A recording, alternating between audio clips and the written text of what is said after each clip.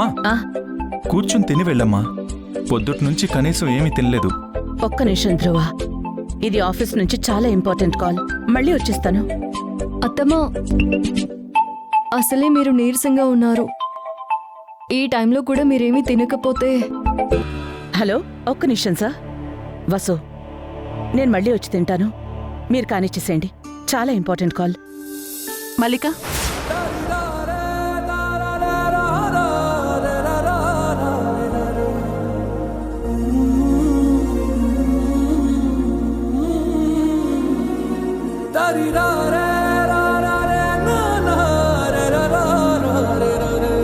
భోజనం చేసి వెళ్ళు.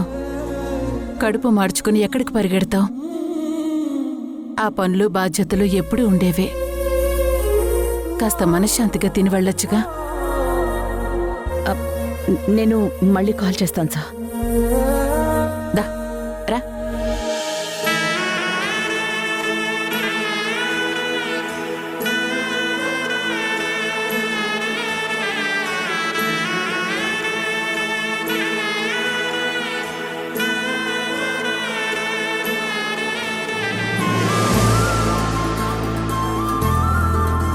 తిను మల్లిక.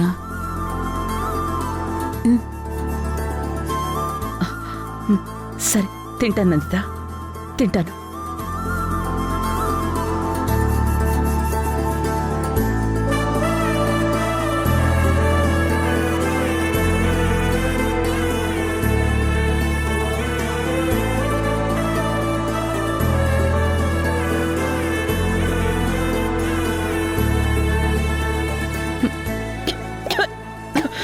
అయ్యో, నీళ్ళివ్వు.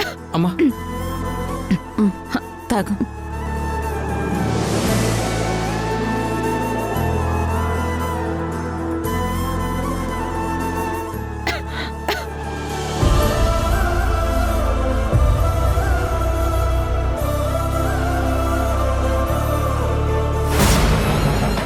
ఇలాగే వదిలేస్తే ఈ ఇల్లు కొద్ది రోజుల్లో ప్రేమాలయం అయిపోయేలా ఉంది.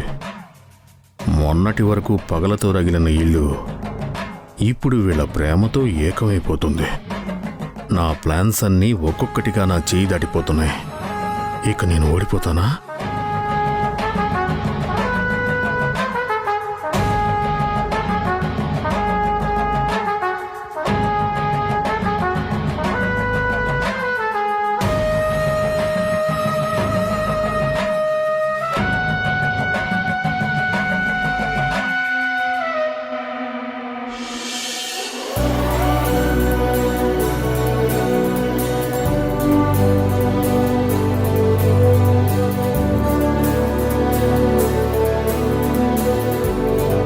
అంశు, ఇంకా డ్రాయింగ్ వేసింది చాలు, పడుకో.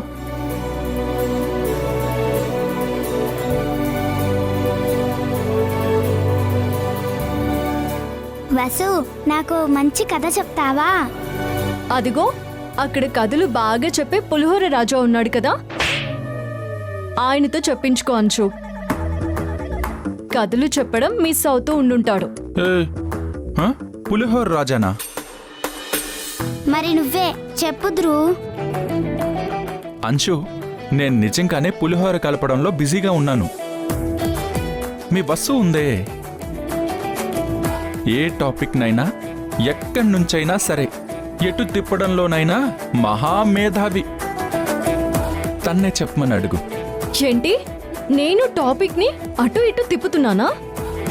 ఏంటి, డౌటా? అమ్మో వద్దులే.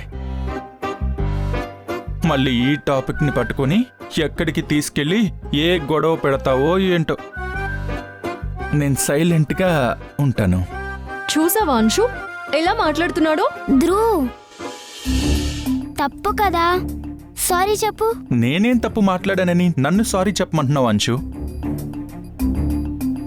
అసలు ఈరోజు తను అర్థం లేకుండా చేసిన గొడవ చెప్తే నువ్వే తిరిగి నాకు సారీ చెప్పిస్తావు. తప్పు మాట్లాడింది కాక మళ్ళీ ఈగో ఒకటి. ముందు సారీ చెప్పు. నాది సేమ్ డైలాగ్. ముందు నువ్వు సారీ చెప్పు.